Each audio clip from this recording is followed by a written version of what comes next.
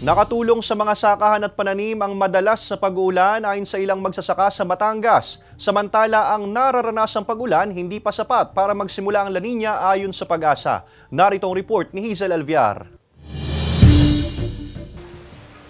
Pag-ulan sa hapon o gabi ang madalas na maranasan sa Kalakang, Batangas. Ayon sa Pag-asa, dulot ito ng Intertropical Convergence Zone o ITZZ at easterlies. Ang nararanasang pag-uulan malaking tulong daw para sa mga magsasaka gaya ni Noli. Ang dating halos matuyot niyang mga pananim na papaya, malago na at namumunga pa. Nagawa na rin nilang makapagtanim ng mga sitaw at handa ng anihin bukas. Hindi na rin nila naging problema ang patubig. Dito sa lugar dito sa Ibaan, parang kulang. Pero doon sa ibang lugar, merong nahiling na tama na.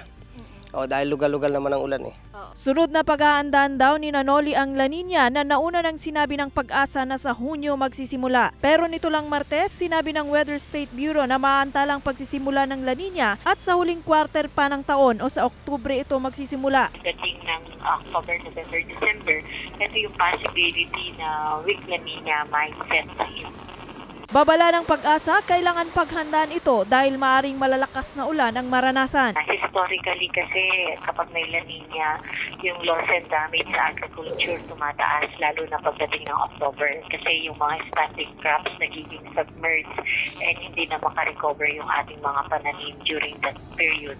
Pero para sa magsasakang Sinoli, hanggat napapakinabangan nila ang ulan, hindi sila titigil sa pagtatanim sa pag-asang makabawi sa ikinalugi sa nagdaang El Nino. Yung La Ninang sinasabi, hindi naman yun natin komportable na dito sa atin.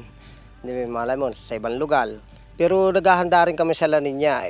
Kung talagang matubig, anong gagawin? Kung masisira ang halaman, doon na lang ang punto ng mga magsasaka. Kasama si Buhay Adanti Jr., Hazel Alviar, Balitang Southern Tagalog.